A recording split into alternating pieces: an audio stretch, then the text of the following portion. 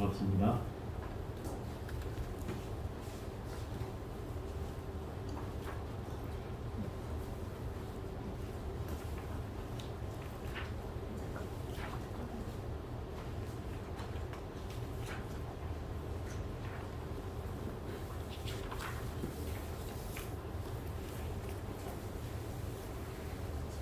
혹시 5쪽을 차리고요?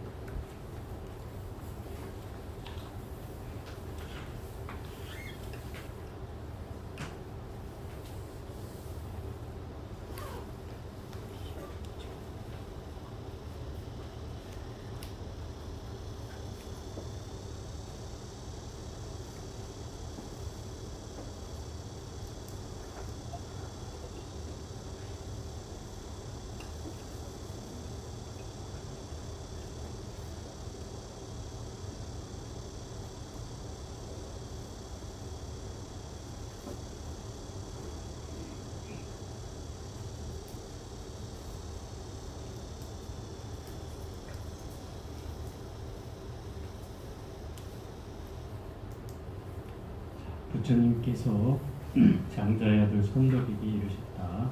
오늘 이제 네 번째 선덕 장자의 아들에게 문병하라고 이제 보내는 대목이고요. 전번 시간에는 뭐죠? 지세보살이 마왕 파순이 12,000의 그 아녀를 데리고 와서 제석천왕으로 변장을 해가지고 하늘에 사는 신임금 마냥 와서 지세보살에게 12,000의 천녀를 주면서 청소를 시키라고 보낸 그 얘기를 듣고 지세보살은 나는 수행자이고 이 법을 행하는 사람으로서 여인을 가까이 둘 수가 없다. 그래서 종종하게 거절을 하니까 그때 유마엘이 나타나서 이 제석천왕이 아니라 마왕 파순이며 그 12,000의 마녀들이다라고 얘기를 하고 대신에 유마엘 보사가 나한테 12,000명의 천녀를 줘라 이렇게 얘기하죠. 그게 이제 공중에서 천신들이 공증을 해줬기 때문에 안 줄 수가 없는 상황이 되었고 그래서 12,000명의 그 천녀들을 데리고 법문을 통해서 오욕락에 빠지지 말고 법의 즐거움이 법락에 빠져서 이런 법문을 해주죠. 그런 법문을 통해서 이들이 이제 그 삿된 마음을 거두고 진리를 실천하는 마음을 일으키자 이 마왕 파순이 자기 이 12,000의 천녀를 데리고 가겠다고 하자 그를 놓아주면서 무진등 법문을 설한다. 그 무진등 법문은 꺼지지 않는 등불을 의미하는 것으로 한 사람의 등불이 다른 사람에게 전해지고 또 다른 사람의 등불이 그 다른 사람한테 전해지고 해서 이렇게 수많은 사람들에게 전해져 가면 그 등불이 계속 이어져서 꺼지지 않듯이 부처님의 가르침도 또한 그렇게 여러 사람에게 전해져서 꺼지지 않는 등불이 되는 그런 법문을 통해서 이 천녀들을 깨우쳐줬다 이 말이죠. 그 내용이 바로 이 지세보살장에 나오는 내용이고 65조 선덕 장자의 아들 선덕에게 이르셨다. 여기 선덕이란 사람은 이제 보살이라고 봐야 되겠죠. 보살품이니까. 그대가 유마일에게 가서 문병하여라. 선덕이 부처님께 말씀드렸다. 세존이시여 저는 그에게 가서 문병하는 일을 감당할 수 없습니다. 왜냐하면 기억해보니 옛적에 저는 아버지의 집에서 큰 연회를 열어 모든 사문과 바람은 그리고 많은 외도와 가난한 사람, 비천한 사람, 독거인, 거린 등에게 7일 동안 공양을 베풀었습니다. 그때 마침 유마일이 저에게 와서 말하였습니다. 이 큰 연회라는 것은 이 장자의 아들이 부잣집의 아들이란 말이에요.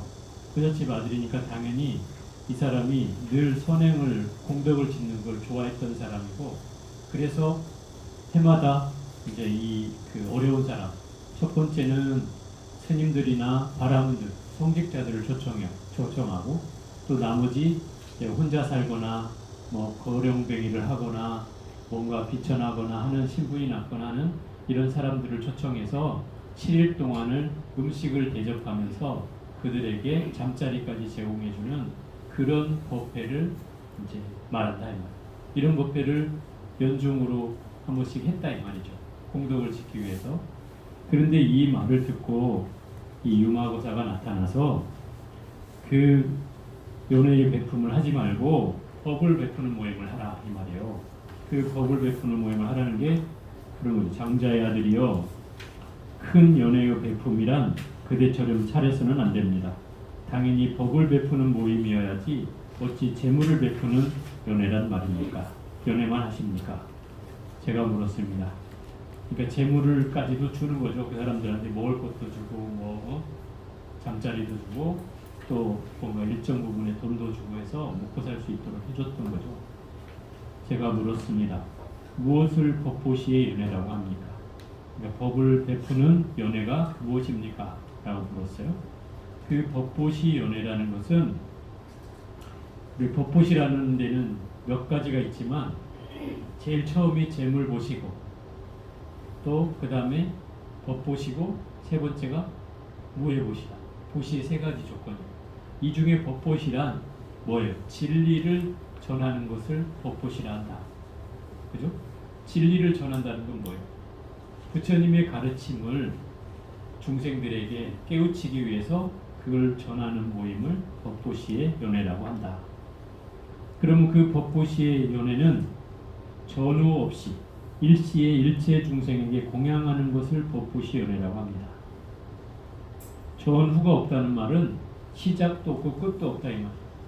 진리를 전하는 모임은 당연히 언제든지 설할 수 있고 또 그것이 계층과 신분과 때와 장소를 가리지 않고 할 수 있는 것이기 때문에 그래서 전후 없이 일시에 일체 중생에게 공양하는 것을 법보시 연회라고 한다. 그러면 이 장자가 베푼 연회는 일단 시간과 공간이 제한이 있잖아요. 시간은 7일 동안 벌어졌다는 얘기고 장소는 그 장자의 집에서 벌어졌다는 거예요. 그럼 여기 이 집에 가지 않으면 뭐 대접을 받을 수 없고 또 이 7일 동안이 아니면 또 대접을 받을 수 없는 한계에 있지만 이 법보시 연회는 언제라도 가능하다. 또 시간과 공간을 가리지 않고 다 할 수 있다. 어디서든 사람이 모이는 장소만 되면 다 할 수 있다. 이런 거죠. 그래서 시작과 끝이 없이 일체 중생에 공양하는 것이 법보시 연회라고 한다. 그럼 어떻게 해야 합니까? 네, 법보시 연회를 어떻게 해야 되냐고 물었어요.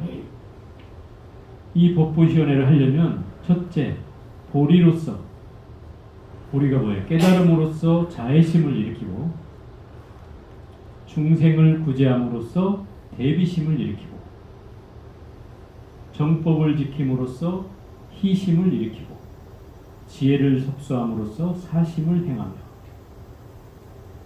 이게 뭐예요? 자비이사죠. 사무량심이죠. 그러니까 깨달음을 일으킴으로써 중생들과 함께 기뻐하는 마음을 갖고 또 중생을 구제함으로써 중생들의 괴로움을 제거해주는 마음을 일으키고 그게 대비심이죠.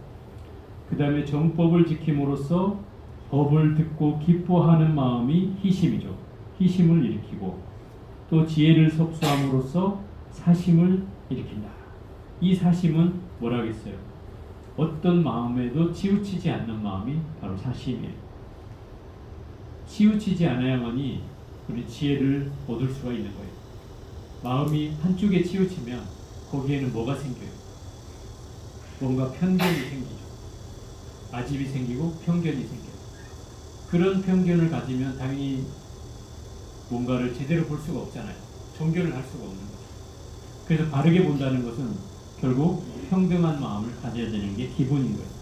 자심을 행하며 또 아끼고 탐하는 마음을 거둠으로써 보시바라미를 행하고 이 보시바라미를 범어로는 단바라밀이라고 해요. 단바라밀. 단나라는 말을 들어봤나요? 단나. 단월. 관양의 목사님 단월이란 말은 들어봤죠? 안 들어봤어? 백의 단월죠. 그러니까 그런 백이단월이라는 게 무슨 말이냐면 단월은 시주라는 뜻이에요. 시주. 시주를 단월이라고 하잖아. 정모세에서 많이 쓰잖아. 네네네. 근데 그 단월이 범어에서 온 말이다 이 말. 이렇게 단나 바람일 할 때 단이라는 말이 보시를 말하고 단월은 그 보시를 하는 사람. 그래서 단월 청정백이 단월 하면은 청정한 남녀 거사들 남녀 제가 신도가 시주자 남녀 시주자들을 말한다. 그 단월이라는 말이. 그래서 우리 축원할 때도 청정백이 단월 이렇게 하듯이 그 단월이라는 말은 시주를 말한다. 그냥 시주라고 말하면 될 텐데 옛날부터 그렇게 써왔기 때문에 이제 쓰는 거예요. 그 옛날 책에 보면 여기도 보면 단바람이라고 돼 있다 이 말. 이게 보시바람이다 이 말. 아끼고 탐하는 마음을 거둠으로써 보시바람이를 일으키고. 아끼고 탐하는 마음을 거둔다는 것은 그걸 거두기 위해서 보시바람이를 일으키라는 거예요. 아끼고 탐하는 마음이 있는 사람은 당연히 베푸는 마음이 적겠죠. 늘 베품으로써 그 아끼고 탐하는 마음을 정리하게 만든다 이 말이죠. 그다음 계율을 어긴 이를 교화함으로써 지게 말함이를 지키고 일으키고. 이 지게는 범어로 시라라고 해요. 시라 바람이죠. 그래서 옛날 그 삼국시대에 그 고구려 백제 신라 있잖아요. 그죠? 신라가 이 범어로에서 시라에서 왔다 이런 말도 있어요. 계율이라는 뜻이죠. 그러면 신라라는 말 속에는 계율을 지키는 것을 그 사람들은 법으로 삼았다 이렇게 얘기할 수 있는 거예요. 물론 그 뜻만 있는 건 아니지만 일설인데 그런 얘기도 있다. 또 무화법으로서 인욕바람이를 일으키고. 인욕바람일은 찬제바람이라고 하잖아요. 이 범어로는 찬제라고 한다. 이 찬제라는 말은 그냥 참는 것은 인욕이라고 할 수도 있지만 참을 것이 없는 상태로 나아가는 게 인욕바람이다. 참을 것이 없는 상태로 나아가는 거. 그게 뭐예요? 예를 들어서 뭔가 누가 때렸는데 내가 아이 버릇은 내가 마음이 넓어서 참아야지 하면 이건 인욕이라고 할 수도 있지만 인욕 바람일이라 하기에는 부족하다. 왜 인욕 바람일이라고 하려면 마치 우리 금강경에 나오는 것처럼 할절신체를 당해도 내 몸이 잘리고 베이고 끊기더라도 상대에게 원망하거나 성내는 마음을 일으키지 않는 것. 그것이 인욕 바람일이야. 그러면 상대에 대해서 어떤 마음도 일으키지 않는 거죠. 그 사람이 나를 해야든 욕하든 나를 뭐라 하든 내가 아무 마음이 없는 거예요. 왜? 내 안에 마음이 텅 비어 있기 때문에 그래요. 내 마음이 텅 비어 있으면 어떤 것이 와도 그냥 스쳐갈 뿐이야. 그냥 바람이 불면 지나쳐 가듯이 누가 뭐라 하면 그 소리에 지나쳐 갈 뿐이야. 왜? 나는 텅 비어 있기 때문에. 그러면 화를 낼 일이 있겠어요? 없겠어요? 없잖아요. 이걸 인욕바람이라 한다. 그냥 텅 빈 채 있는 거예요. 마치 진리와 같이 부처님이 말씀하신 진리와 같이 텅 빈 상태로 있는 거예요. 그게 바로 무상, 무주, 무아, 공 안에 공. 그런 상태가 돼 있으면 굳이 인욕바람이라 할 것도 없이 그냥 어떤 경계를 일으켜도 화를 내지 않는다. 이 말인 거죠. 그게 무아법이에요. 결국 무아법이라는 게 뭐예요? 나라고 하는 실체가 없다는 거잖아요. 근데 나라의 실체가 없으니까 화를 낼 일이 없는 거죠. 그죠? 예전에 언제죠? 진나라 때인데 그 진나라 왕이 스님을 탐했어요. 스님을 탐했다는 게 무슨 말이냐면 거기에 이제 이 구마라집이라고 이 책을 번역한 분이 구마라집이거든. 그분의 제자 중에 승조라는 스님이 있었는데 이 스님이 좀 똑똑했던 모양이다. 똑똑한 것뿐만 아니라 아주 뭐 덕도 많고 이래서 이 왕이 이 스님을 탐냈단 말이에요. 그래서 왕이 회유를 해가지고 당신이 머리를 기르고 나와서 우리나라에 내 밑으로 오면 내가 재상자리를 주겠다. 재상 같은 오늘날 같은 뭐 국무총리 정도 되는 그런 자리를 줄 테니 나와 함께 이 정사를 한번 다스려보면 어떠냐. 이렇게 회유를 했는데 그 스님이 씨알도 안 먹히죠.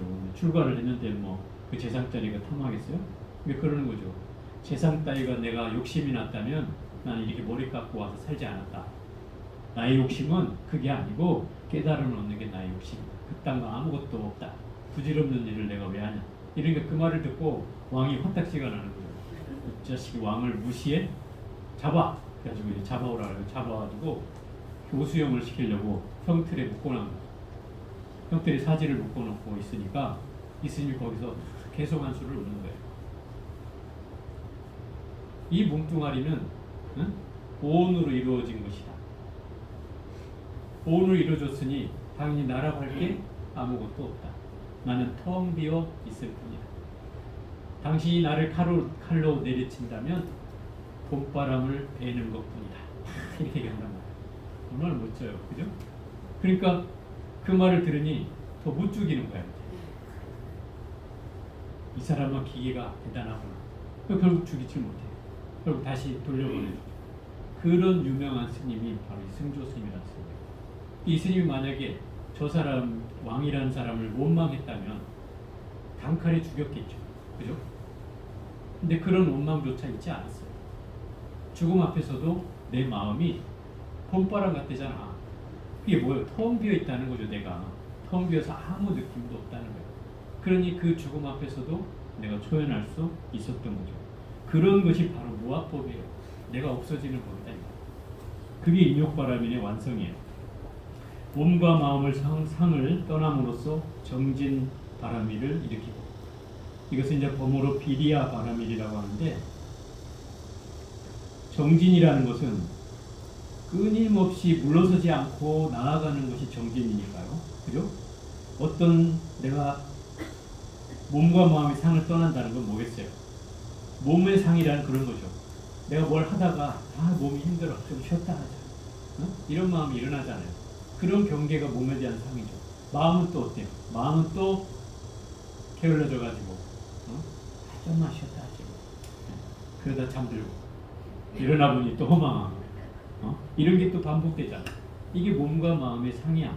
그런 상을 떠남으로써 정진바람이를 일으키고, 보리상으로서 선정바람이를 일으키고, 선정은 선바람이, 선나바람이라고 하는 것으로서 이 보리상이라고 하는 건 뭐예요? 보리의 실상, 보리 깨달음의 실상, 깨달음의 본체, 뭐 이런 뜻이에요. 그것으로서 선정바람이를 일으킨다. 그러니까 선정은 결국 고요해지는 것이고, 그 고요함의 완성은 결국 지혜를 얻는 것이죠. 그러니까 보리상을 일으킨다는 뜻이에요. 일체지로서 반야바라미를 일으킨다.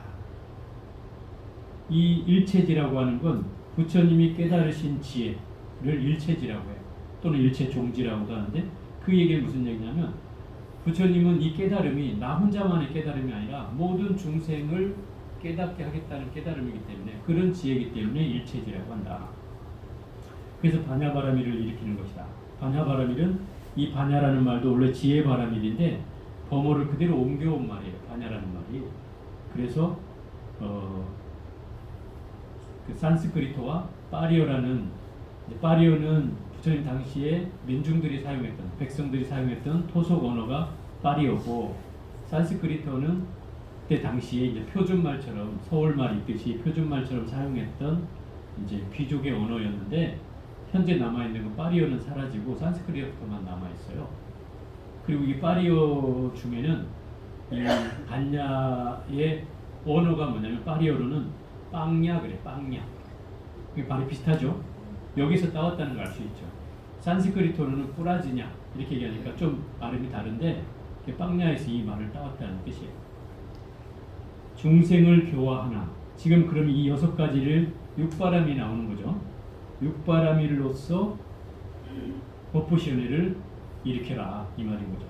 또 중생을 교화하나 공에 머물고, 중생을 제도했으나 공에 머문다는 거예요. 제도했다는 생각을 일으키지 않는다는 거죠. 그게 공에 머무는 거예요. 텅 비어 있는 거예요, 마음이. 중생을 제도하나 공에 머물고, 유의법을 버리지 않고도 무상을 일으키며. 유의법이라고 하는 것은 인연법 또는 현상법, 중생법, 세속법, 이런 걸 유의법이라고 해요. 그럼 우리 세계에서 펼쳐지는 것들, 그럼 거기에는 중생의 속성이니 뭐가 있겠어요? 번뇌가 있고 괴로움이 있고 욕망이 있고 탐욕이 있고 성냄이 있고 어리석음이 있는 게 바로 유의법이죠. 그죠? 그런 유의법을 버리지도 않아. 버리지도 않는데 무상을 일으킨다 이 말. 무상은 뭐예요? 어떤 상도 없는 걸 말하잖아요. 상이 없어요. 상이 없는 건 텅 비어 있다는 뜻이에요. 무아법과 같은 거죠. 무주, 무상, 무아, 공 이 말이 다 같은 말이에요. 그러니까 이런 현상계법으로서 실체법, 실상법을 일으킨다 이 말이에요. 이걸 가지고 있으면서 마치 번뇌를 가지고도 보리를 일으키는 것과 같다 그 말인 거예요. 중생에 있으면서도 부처가 되고자 하는 것과 같은 거죠. 일으키는 마음이니까. 이 몸 밥은 나타내나 작용이 없으면 무작을 일으키고 이 몸은 새 속에 태어났잖아요. 그죠? 이 우리는 생사가 있는 몸이잖아요. 생사가 있는 몸은 이미 중생계 속에 있는 몸이고 이 몸은 뭐예요? 작용이 없는 게 아니죠. 늘 움직이잖아요. 늘 끊임없이 작용을 하죠. 그런데 작용이 없으면 무작을 일으키라는 말은 무슨 말이냐면 생사가 있지만 열반과 다르지 않다. 그 말. 둘이 아닌 경계를 설명한다. 중생이 부처이고 번뇌가 보리이고 그죠? 유의법이 무의법이고 여기서 말하는 작용이 무작용이다. 이렇게 얘기하는 거예요. 이 경계가 둘이 아닌 것을 설명하고 있다는 거예요. 정법을 지킴으로써 방편력을 일으키고 정법이라는 건 바른 법, 바른 부처님의 가르침을 말하고 방편력은 중생을 깨우치게 하기 위해서 행해지는 힘, 작용을 말하는데 이 내용이 결코 다르지 않다는 거예요. 정법이 곧 방편력이에요. 방편력이 곧 정법이라는 거예요. 중생을 제도함으로써 사서법을 일으키고 사서법은 뭐라 그랬죠? 보시, 배어, 이행, 동사 이것을 사서법이라고 해요. 그러니까 중생을 제도하는 마음은 늘 베푸는 마음이 있어야 하고 그게 법보시든 무예보시든 재보시든 베푸는 마음이 있어야 하고 그죠? 또 이행 남에게 이로운 행위를 해야 되고 또 애어 부드러운 말을 해야 되고 남한테 부처님 말씀을 전하고 중생구제를 하는데 험한 말을 하면 누가 따르고 믿겠어요. 그죠? 그 부드러운 말을 해야 되고 또 동사 그 사람이 설령 잘 못 알아듣거들랑 그 사람과 함께 하라 이 말.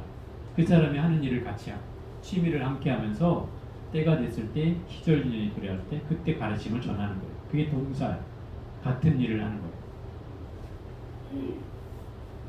모든 일을 공경하고 섬김으로써 암환을 제거함을 일으키고 그러니까 암환심이 많은 사람은 어른을 많이 섬기게 하면 된다. 응? 예를 들어서 처음에 출가했을 때 여러분들은 뭐 그런 것들을 별로 안 해봤을지 모르겠지만 처음에 출가하면 어른 스님을 시봉하게 시켜요. 출가하면 어른 스님. 그럼 어른 스님이 성질이 개빡하거든. 시킨 일을 10번도 더 시켜. 어떤 때 물 떠라 해놓고 물떠 발로 차버리고 야 이렇게 물 떠면 안 되지. 다시 떠와. 그럼 또 오면 또 줘. 한 9번 하는 동안 막 지네가 일어났다 그렇다 저렇다 할 거 아니에요. 그죠? 그렇게 하다 보면 자기가 나중에서 이제 알게 되죠. 그때는 잘 모르는데 한참 지나고 난 뒤에야 저 스님 때문에 내가 많이 사람이 되는구나라는 걸 알 수가 있어요. 그게 수행이에요. 사실 따져보면 그렇게 하면서 배우는 거죠. 근데 우리는 그렇게 되면 마치 시집살이 시키는 시어머니 마냥 고깝게만 생각하지. 그죠? 고깝게만 생각하고 다시는 내가 저희 노인네하고 이제 사나봐라. 쳐다도 안 본다고 이렇게 하죠. 그죠? 근데 그런 것들을 괴로워만 여기지 말고 그걸 내 수행으로 삼으면 얼마든지 그게 도움이 될 수 있다는 거예요. 그게 우리의 인식이잖아. 견해를 바꾸면 그게 달라지겠죠. 그래서 섬기는 일을 많이 하면 나의 암환심이 없어진다 이 말이에요. 그 암환심이 없어져야 수행을 할 수 있거든요. 암환심이 있어가지고는 내가 조금만 하면 나 뭐 좀 됐어 막 이런 생각이 드니까 공부하고 싶은 마음이 나겠어요? 나 깨달았어. 깨달은 사람이 뭐 공부하고 하겠어요? 안 하겠죠. 그죠? 그런 마음을 일으키는 순간 이미 이건 상에 떨어지고 마는 일이기 때문에 쉽지 않은 일이 거죠. 몸과 목숨과 재물에 대한 세 가지 견고한 법을 일으키고, 몸과 목숨과 재물은 유한한 것들이에요. 그죠? 금방 없어지는 것들이죠. 그래요, 안 그래요? 여러분의 몸뚱아리와 목숨과 재물이 견고해요? 만약에 견고하다면 여러분들은 부자 될 일이 없거나 아주 부자이거나 그렇겠죠. 그죠? 없어질 일이 없으니까. 진짜 부자인 사람은 없어지지 않을 것이고, 부자가 아닌 사람은 부자가 될 일도 없어요. 이미 견고하기 때문에. 그런데 이것은 끊임없이 변하는 법이다 이 말이에요. 몸이나 목숨이나 재물은. 그런데 뭐를 일으키라는 거예요? 세 가지 견고한 법을 일으키라는 거예요. 세 가지 견고한 법은 허물어지지 않는 법을 일으키라는 거죠. 몸과 목숨이, 재물이 허물어지지 않는 법이 뭐겠어요? 이걸 잘 생각해야 돼요. 몸과 목숨과 재물이 허물어지지 않는 법은 몸에 대한 집착이 일어나지 않는 거고, 그죠? 목숨에 대해도 내가 죽고 사는 것에 대해서 끄달리지 않으면 되는 것이고, 그죠? 재물이라는 것도 내가 벌어야 된다, 없어야 된다 하는 그런 견해도 없어지면 되는 거예요. 그럼 결국 이게 세 가지 견고한 법이 될 수 있다는 거예요. 그걸 얘기하는 거예요. 용념 가운데 생각하는 법을 일으키고, 용념이라는 것은 이게 어디에 나오지? 방생지에 나오나? 첫째, 부처를 염하고, 염불. 우리 염불이라는 말이, 염불한다 그러면 부처를 염하는 거예요. 그죠? 석가모니불이나 관세음보살이나 아미타불이나 부처님을 염하는 걸 우리 염불이라고 하잖아요. 그죠? 그 염불의 뜻이 뭐냐면 부처님을 염한다는 뜻이기도 하지만 또 하나 더 붙인자면 부처님인 줄을 알아차리는 거예요. 그게 염불이에요. 내가 부처인 줄을 알아차리고 염불. 두 번째 염법. 염법은 뭐예요? 부처님의 가르침, 진리를 알아차리는 거. 진리를 염하는 거. 그리고 부처님 가르침을 계속 독송하고 그걸 공부하는 게 염법이 되겠죠. 또 염승.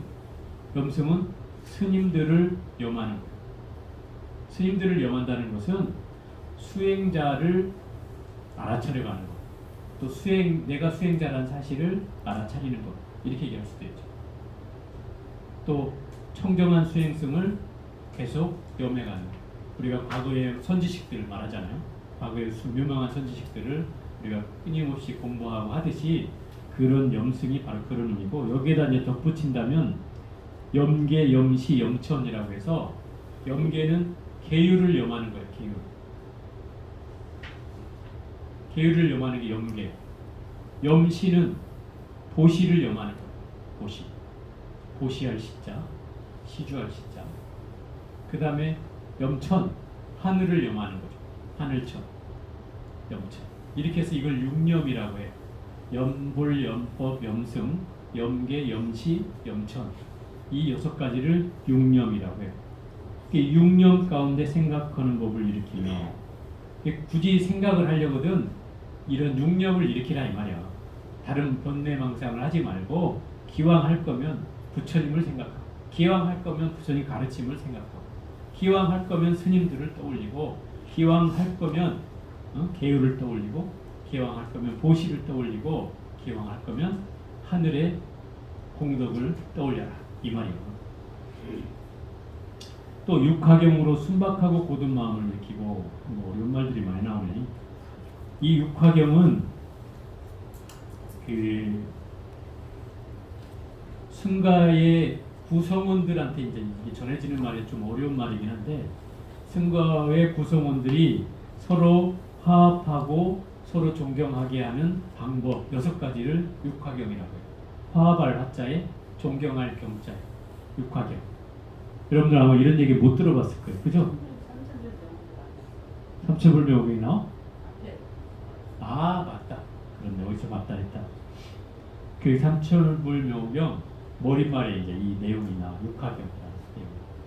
그러니까 그 승가의 구성원들이 화합을 잘하고 뭔가 서로 대중들과 잘 살기 위해서 6가지의 그 화경하는 방법을, 화하여서 공경하는 방법을 설해는 곳이 바로 이 육화경인데, 처음으로 얘기하는 게 신화경이라고 해서 몸뚱아리 신자 써가지고 그 나의 태도로서 몸가진 태도로서 화합하고 공경하는 마음을 갖는 것.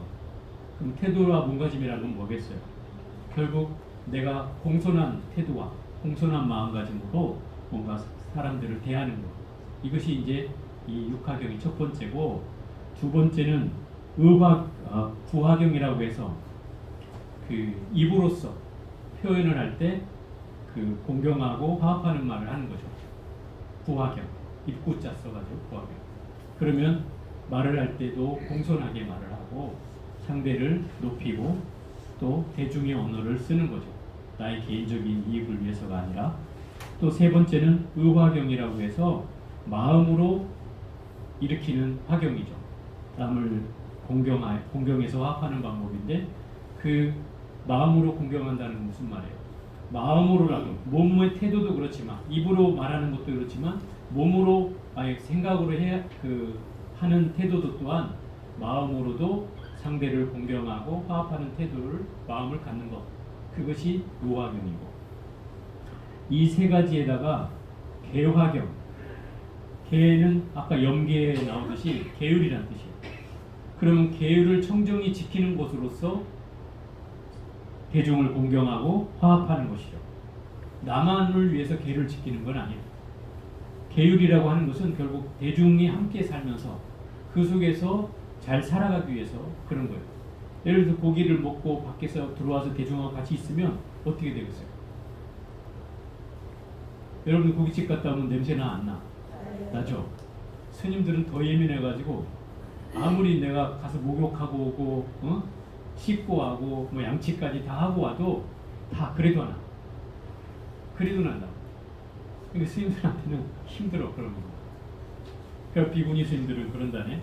비구 스님들은 잘 그러진 않는데, 저도 비구니 스님들한테 들었는데 밖에 나갔다 오면 하룻밤은 대중방에 안 넣고 혼자 독살이를 한대요.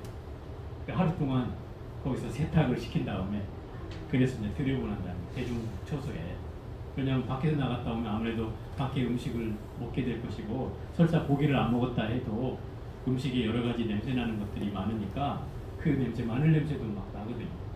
그런 냄새를 좀 빼고 대중처소에 들어오게 한다는 거예요. 그건 대중살이의 어떻게 보면 원칙이 된 거죠. 관습이 돼 있는 거죠. 비구스님들은 그렇게 하진 않는데, 그냥 정진할 때는 밖에 나가지 않으니까 어차피 정진할 때야 문제가 되진 않는데, 이런 산철이나 이럴 때는 그렇다 이거예요.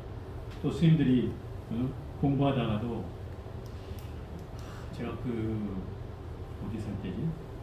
한 스님이, 이 스님은 곡차를 너무 좋아해요. 곡차를 너무 좋아해요. 삭발일 날만 되면 삭발일 날만 되면 밖에 나가가지고 한코프 하고 오는 거지. 그리고 몇 번 주의를 줬는데, 우리가 결정적인 게 터진 게 뭐냐면, 삭발일 날인데 눈이 많이 내렸어요. 눈이 겨울이라고 눈이 많이 오니까 이제 울력을 해야 된다. 근데 주로 스님들이 노는 날은 안 하고 싶어해. 삭발일 날인데 울력하려면 제일 욕 먹는 게 이제 입승 스님 욕 먹지. 그때 제가 입승을 살았는데 욕 많이 얻어먹었어요 그때. 근데 이 대중을 위해서는 사실은 청소를 안 하면 차들이 못 올라오니까, 차가 못 올라오면 우리가 먹는데 차질이 생기겠죠 당연히. 공양이 이게 쉽지 않은 거예요. 그러니까 눈이 오면 대중들이 나가서 어쨌든 치워야만 한단 말이에요. 그럼 겨울에 많으면 한 10번 정도 치우게 되는데, 하필 그때 이제 삭발일 날 걸리니까 이제 삭발을 하고 울력을 하기로 했단 말이에요. 근데 이 스님이 사라진 거예요. 이 곡차를 좋아하는 스님이 사라졌어. 그래가지고 열심히 이제 눈을 치우고 끝날 때쯤 되니까 저 밑에서 등산하시고 노래를 부르면서 하면서 오는 거야. 눈이 막 펑펑 내리고 있는데 좋다고 하고 오죠. 근데 그 스님이 또 상판이야. 나하고 법납이 같은 스님이었는데 합판 스님들이 뭐라 그러겠어요. 막 욕을 하는 거지 이제. 제가 들으니까 못 들어주겠지 아무래도. 그래서 이제 막 오자마자 제가 막 욕을 했어요. 소리치고. 나도 나이도 많긴 많았는데, 그래가지고 대중공사를 대중들이 하자는 거예요. 대중공사라는 것은 저런 문제가 있는 스님이 있을 때 대중이 다 모여서 회의를 하자는 거예요. 그럼 대중공사는 결론이 거의 쫓아내는 거예요. 이게 스님들한테는 제일 대중공사 하자 그러면 이게 경기를 일으켜야 되는 일이죠. 그 대중공사를 하자 그래서 대중들이 그러니까 저도 그래 결정을 했어요. 대중공사를 하자. 그런데 이 스님이 저는 와서 참회를 할 줄 알았어요. 그러면 거기서 대중한테 양해를 구하고 이제 뭐 참회를 주는 것으로 그냥 이렇게 넘어가자 이렇게 하려고 했는데 이 스님이 제 방에 찾아와서 난 잘못 없어요. 내가 뭔 잘못이어요. 이렇게 따지는 거죠. 그래 그 얘기를 또 대중들이 다 들었으니 이제 저 도반들이 몇 명 더 있었거든요. 그 스님들이 못 참는 거예요. 그래가지고 막 성토를 하기 시작하는 거예요. 한두 번도 아니고 여러 차례 또 그러고 그런데다 또 대중의 울력인데 울력은 이건 원칙과 법보다도 중요한 거예요. 절에서 울력이 정해지면 그 방장 스님뿐만 아니라 위에 스님들까지 다 나와서 해야 되는 일이에요. 누구라고 예외가 없어. 그럴 때 막 울력을 한다고 하는. 그런데 이 스님이 그걸 피하고 가서 막걸리를 한잔 먹고 이러고 왔으니 그래갖고 이제 스님들이 막 성토를 하니까 다 돌아가기도 전에 안 하겠다고 자기 스스로 나가겠다고 기대가지고 걸망을 싸고 이제 나간 거예요. 그런 일이 있었어요. 그러니까 결국 이 대중이 사는 곳에서는 대중의 규율이 있단 말이에요. 뭐 해제하고 먹으면 누가 뭐라 그래. 그걸 못 참아가지고 그 삭발일마다 나가서 또 더군다나 삭발일 때만 나가서 먹고 와도 뭐 그나마 또 봐줄만 하죠. 왜냐면 뭐 크게 뭐 누가 정진하는데 누가 되지는 않으니까. 근데 뭐 울력을 하는 날 이제 그래 놓으니까 그런 일이 벌어졌던 거죠.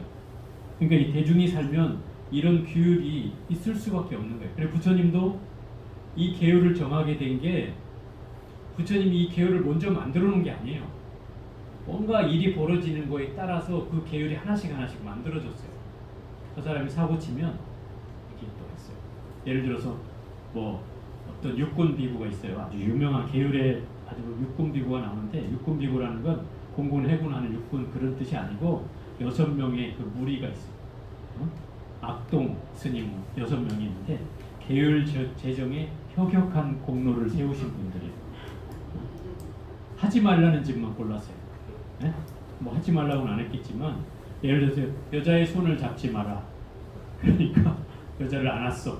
그래가지고 앉지 말라. 그러니까 그러면 어떻게 해야 되지? 원숭이를 데려다가 이제 원숭이를 교육시켜가지고 원숭이하고 이 성교를 하는 거예요. 그리고 원숭이하고도 동물하고도 하지 말라. 이러니까 자유를 시키는 거야. 자유를 동물한테. 이게 기발하죠. 이렇게 하고 계율이 만들어지는 거예요. 그러니까 이 육군 비구라고 하는 사람들이 하여튼 뭔가 제정해 놓으면 그걸 피해서 마치 법을 피해서 뭐 딱 빠져나가듯이 계속 계율을 만들면 그걸 피해서 다른 걸 하고 또 그러면 그 계율을 또 못하게 하면 또 다른 방식으로 해서 이렇게 하고 계율이 계속 만들어져요. 그러니까 희한한 그 법들까지 정해져 있어요. 계율에는. 그래서 이 육군 비구들 덕분에 훌륭한 계율들이 만들어져 있어요. 그러니까 대중이 사는 데서는 결국 뭔가 바람직한 방향을 가려면 대중의 언어와 대중의 몸짓, 대중의 말짓, 대중의 생각들이 공유돼야 된다 이 말이에요. 그래서 서로가 존경하는 마음과 화합하는 마음이 있어야지 살지. 그렇지 않으면 살 수 없다 이 말이에요. 그래서 우리가 혼자 살 것 같으면 뭐라고 중이라고 하겠냐 이 말이에요. 중이라는 건 서로 함께 모여 살기 때문에 중이라고 하는 거다 이 말이에요. 대중이 같이 살잖아요. 그러니까 중이라고 하는 거지. 그렇다고 보면 나 혼자만의 이익이 아니라 대중 속에서 그게 법이라면 그걸 따라야 되는 거예요. 그래서 대중의 규율이 그만큼 무섭다는 거예요. 옛날 스님들 말로 들어보면 대중이 합의를 해서 소를 잡아도 그건 살생이 되지 않는다. 이런 말이 있어요. 말이 굉장한 말이죠. 소를 잡았다면 살생이 아니라 오면한. 그런데 대중이 합의를 해서 그 소를 잡았다면 그건 살생이 아니다. 옛말에 이런 말이 있다 이 말이에요. 물론 살생하는 건 좋은 건 아니지만 결국 그만큼 대중의 규율을 중요시 여겼다는 뜻이에요. 그게 이제 지금까지 흘러오는 이제 불교의 역사죠. 그렇기 때문에 6가지 이 육화경이라는 것은 대중생활의 아주 중요한 요소들이죠. 제가 네 번째까지 했나요? 다섯 번째는 견화경이고 견해를 같이 한다는 뜻이고, 이 견해를 같이 한다는 것은 서로가 다른 견해를 갖지 않고 서로 화합하는 견해로서 서로의 견해들을 공유한다 이 말이에요. 그 다음에 이화경이라고 해서 마지막 여섯 번째는 이로울 이자 이화경이죠. 서로에게 이로운 자리이타의 그 공경함과 공경함으로 화합한다는 거예요. 자리이타는 것은 나만 이롭게 하는 게 아니라 다른 사람도 이롭게 함으로써 서로에게 이익이 되는 가르침으로써 이 이화경을 행하는 것을 육화경이라고 한다. 그 여섯 가지의 이 공경하고 화합하는 방법으로 순박하고 고든 마음을 일으키고 선법을 바르게 행함으로써, 선법은 좋은 법이죠. 훌륭한 법이라는 뜻이죠. 그러니까 부처님께서 말씀하신 법을 바르게 행하여 청정한 생활을 일으키며 마음이 청정하고 환희심으로써 성현을 가까이함을 일으키고 나쁜 사람을 미워하지 않음으로써 조복하는 마음을 일으키며 출가의 법으로서 깊은 마음을 일으키고 말씀대로 행함으로 법문을 많이 듣기를 일으키며 다툼이 없는 법으로서 조용하고 한적한 곳을 일으키며, 이 다툼이 없는 법이 바로 그 우리 금강경에 나오는 무쟁삼매예요. 무쟁삼매. 기억나죠? 네. 다툼이 없는 인욕제일 아라한으로 부처님이 말씀하신 그 다툼이 없는 무쟁삼매. 그러니까 다툼이 없는 법이라는 것은 근본이 무아를 터득했기 때문에 일어나는 거예요. 무아는 뭐예요? 내가 나라고 할 게 없는 사실을 터득했다는 거예요. 아까 그래서 인욕선인이 되었다고 할 때 무아법이라고 했잖아요. 그게 그런 얘기예요. 그 다툼이 일어나지 않았어요. 그런 마음이 있는 거예요. 그래서 그 고요하고 조용한 것을, 조용한 마음을 일으키고 부처님의 지혜를 향함으로써 좌선을 일으키며 중생의 속박을 풀어줌으로써 수행하는 곳을 일으키고 상호를 갖추고 불국토를 청정하게 함으로 복덕 짓는 업을 일으키고, 상호를 갖춘다는 것은 부처님의 모습을 갖춘다는 뜻이에요.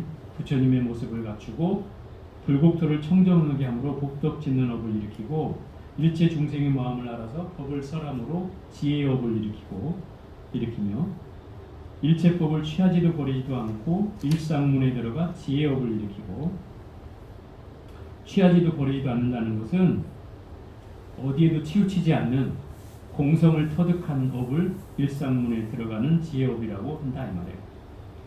일체의 본래, 일체의 장애, 일체의 불선법. 여기서 불선법이란 그 십선법의 반대말이죠. 그리고 십선법이 뭐예요?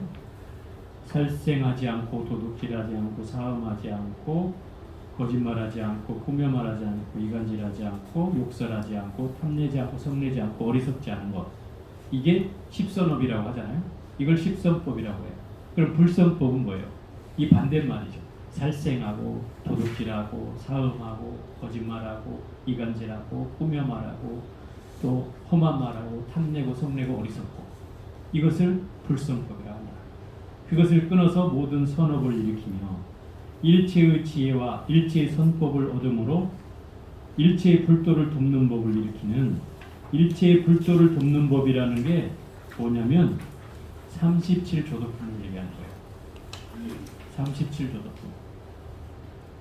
깨달음의 도를 얻는데 도움이 되는 37가지 방법. 앞에 몇 번 했죠. 그 37조도품이 바로 불도를 돕는 법을 일으키는, 이것이 뭐다? 법보시 연애라고 한다.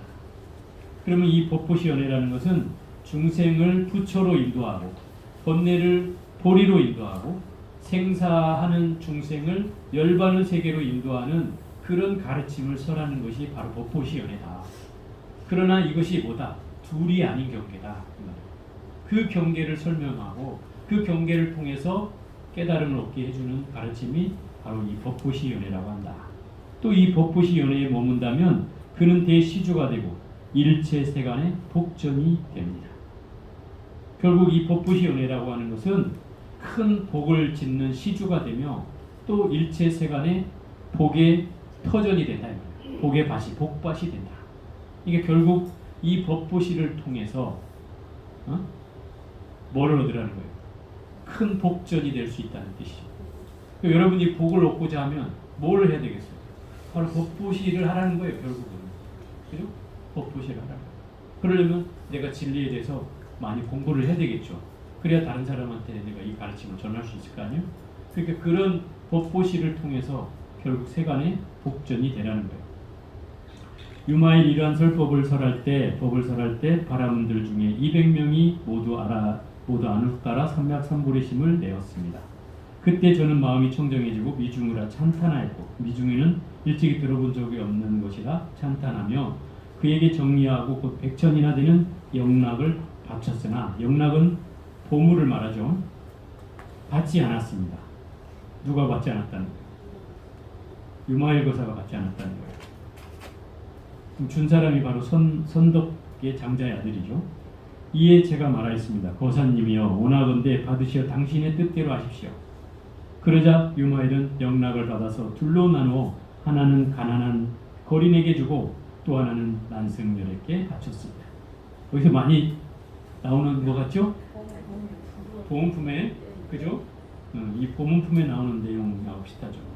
결국 보문품에는 그 무진이 보살이 관세음보살에게 한 꾸러미의 그 영락을 바쳤는데 받지 않자 부처님이, 야, 그 무진이가 주는 거는 잘 받아서 잘 쓰면 된다, 받아라. 그러니까 관세음보살이 그걸 받아서 하나는 서가모니 굴께 바치고 하나는 다보탑에 바쳤다. 이런 내용이 나오잖아요. 그죠? 거기 내용이 흡사하죠. 여기는 이제 가난한 거린에게 줬다는 거예요. 또 하나는 난승열애. 난승열애는 그 타방국토라고 하는 거죠. 다른 세계에 있는 그 부처님이 난승열애라고 하는 거예요. 광명국토, 여기는 이제 광명국토라고 나오잖아요. 이 지구가 있는 사바세계가 아니라 광명국토에 있는 난승열애가 에게 한물 바치고 한무대기는 가장 가난한 거린에게 주었다. 이 가장 가난한 거린에게 주었다는 것은 이 사람이 차별심을 가지고 가난한 거린에게 준 것이 아니라 평등한 마음으로 부처님께 한 분은 바치고 또 하나는 가장 가난한 사람에게 바쳤다. 그러니까 말하자면 차별이 없는 마음으로 바쳤다 이 말인 거예요. 누구야? 그 가섭존자는 가난한 사람에게만 뭐 탁발을 받았잖아요. 그 부자에게도 받았다면 이런 소리를 안 들었겠지만 이분은 이제 가난한 사람만 받았기 때문에 유마거사가 이제 뭐라고 한 거죠. 하지만 여기에서는 그 가난한 거린에게도 했지만 부처님에게도 올렸기 때문에 이 빈부의 차별을 없이 공양을 올린 것이다. 법회에 모인 대중이 광명국토 난승열애를 뵙게 되었으며 이 영락을 바치자 난승열애가 이제 출현을 한 거죠. 그 공덕에 힘입어서 출현을 해가지고 그 영락이 부처님 위에서 변해서 영락이 이제 부처님 위에서 이제 변하게 되는 거예요. 변하게 해가지고 4개의 기둥을 갖춘 보석 자대가 되고 그 영락이 보석 자대가 만들어지면서 사면을 장엄하였다. 4가지 기둥이 되어서 사면을 장엄하고 서로 장애가 되거나 가려지지 않았습니다. 그때 유마일은 신통 변화를 보이고는 다시 말하였습니다. 만약 시주가 베푸는 사람이 평등한 마음으로 가장 가난한 거린에게 보시하면 열애의 복전과 같아서 분별함이 없이 대비심을 평등하게 하여 과보를 바라지 않는다면 이를 부족한 법보시라고 합니다. 그러니까 베푸는 사람이 가장 가난한 사람이 베푼다 하더라도 평등한 마음으로, 마음이 치우치지 않고 평등한 마음으로 베푸는다고 하면, 보시하면 그것은 열애의 복전과 같다. 열애가 복의 터전이라고 하는 복밭이라고 하는데 그 복밭과 같아서 대비심을 평등하게 하여 과보를 바라지만 않는다면 그거를 법보시 중에 부족한 법보시라고 한다. 부족이라는 거예요. 완전하게 다 갖춘 것이다. 법보시 중에 최상의 법보시다. 이런 거죠. 그 얘기를 하고 있는 거예요. 비아리 성에서 가장 가난한 거린도 이와 같은 신통력을 보고 그의 설법을 듣고는 안웃따라 삼맥삼보리심을 내었습니다. 그러므로 저는 그에게 가서 분병하는 일을 감당할 수 없습니다. 이처럼 모든 보살들도 각각 부처님께 근본 연유를 말하고 그가 말한 바를 말씀드려 그에게 문병갈 수 없다고 하였습니다. 결국 이 내용이 이제 마지막 보살품에 나오는 4번째 장이에요. 결국 이 유마일 거사가 지금까지 법문한 내용을 정리해 본다면 유마일 거사의 법문은 모든 사람을 아누타라 삼맥삼보리를 얻게 하는데 가장 그 초점이 맞춰서 법문이 행해지고 있다는 거예요. 아누타라 삼맥삼보리심은 더 쉽게 말하면 보리심을 일으키는 거예요. 깨닫고자 하는 마음을 일으키게 한다는 말이에요. 그런 마음을 내게 하는 것이 이 유마거사의 지금까지의 특징이라고 할 수 있다. 그럼 지금까지 설명한 내용 중에 유마거사의 핵심은 뭐냐면 그 보리심을 내는 데 있어서 어디에도 마음이 치우치지 않아야 된다는 뜻이죠.